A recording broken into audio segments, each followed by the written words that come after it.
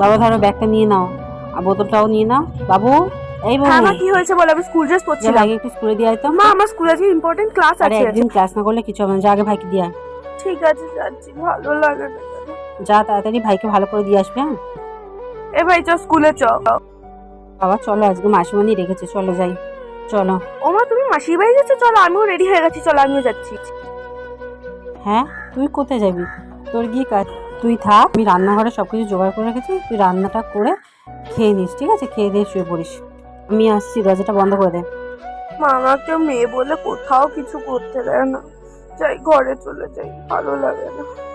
আমি মেয়ে বলে সারাক্ষণ মা আমাকে অবহেলা করে। কি বলছে এখানে একা একা দাঁড়িয়ে, শুনি তো একটু। মেয়েটা আমার ব্যবহারে এরকম করে কষ্ট পায়। এই বাবু, তুই পড়তে যাবি না?